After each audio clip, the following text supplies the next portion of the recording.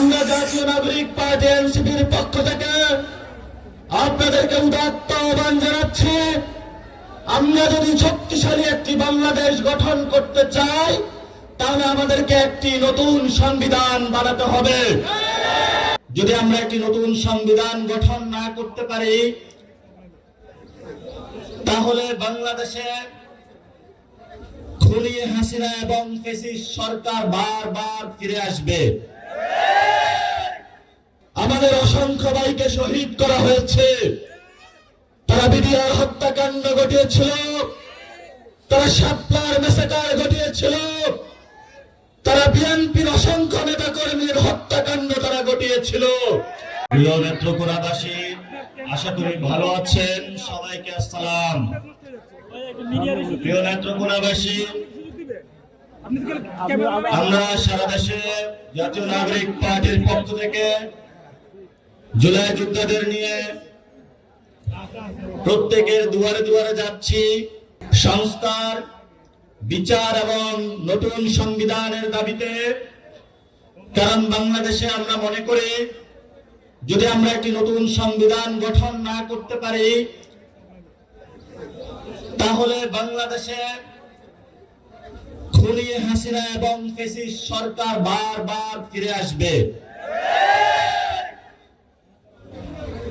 আমরা মুক্তিযুদ্ধ যে হয়েছিল আমাদের, সেখানে যে তিনটি শব্দ ছিল সাম্য, মানবিক মর্যাদা এবং ন্যায় বিচার, এই তিনটি শব্দকে আমাদের 72 সালে আওয়ামী লীগ একদলীয়ভাবে তিনটি শব্দকে বাদ দিয়ে তাদের পরিবার ভিত্তিক, তাদের দলীয় ভিত্তিক একটি সংবিধান বানিয়েছিল। এবং এই সংবিধানে ভারতীয় এজেন্ডা বাস্তবায়নে তারা গত 50 বছর ধরে বাংলাদেশের মুসলমানদেরকে নিপীড়ন করেছে, আলেম সমাজদেরকে জঙ্গি তকমা দিয়েছিল, আমাদের নারীদের উপর অত্যাচার চালিয়েছে তারা, আমাদের পাহাড়ি ভাইদের উপর অত্যাচার চালিয়েছিল। বাঙালি জাতীয়তাবাদের মধ্য দিয়ে বাংলাদেশে তারা বিভেদের রাজনীতিতে ঠেলে দিয়েছিল। আমরা জাতীয় নাগরিক পার্টি এনসিপির পক্ষ থেকে আপনাদেরকে উদাত্ত আহ্বান জানাচ্ছি। আমরা যদি শক্তিশালী একটি বাংলাদেশ গঠন করতে চাই,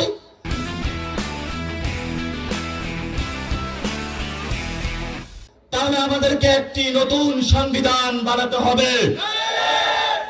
যেই সংবিধানের সাম্যের কথা থাকবে, যেই সংবিধানে মানবিক মর্যাদার কথা থাকবে, যেই সংবিধানে ন্যায় বিচারের কথা থাকবে, যেই সংবিধানে আপনার সন্তানের ভবিষ্যৎ নির্ধারণ থাকবে, যেই সংবিধানে আমাদের অধিকারের কথা থাকবে, যেই সংবিধানে আলেম সমাজের অধিকার থাকবে।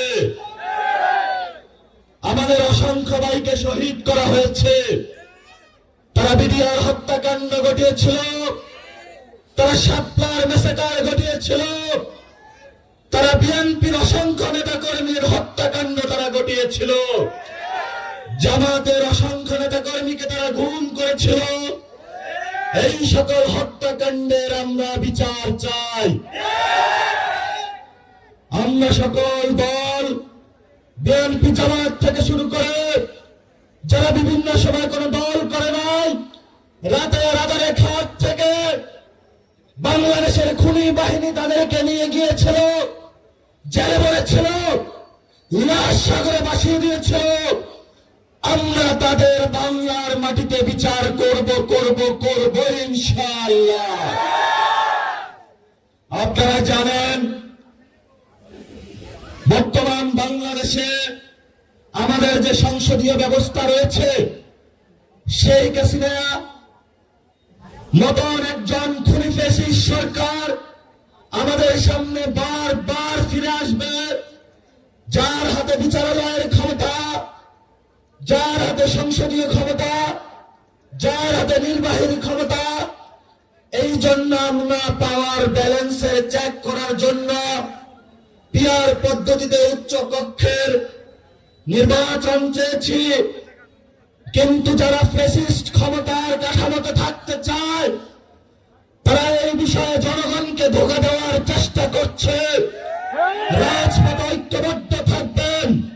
বাংলাদেশের মানুষ নতুন সংবিধান সংস্কার এবং শেখ হাসিনার বিচারের টিকিট নিয়েই ঘরে ফিরবে ইনশাআল্লাহ।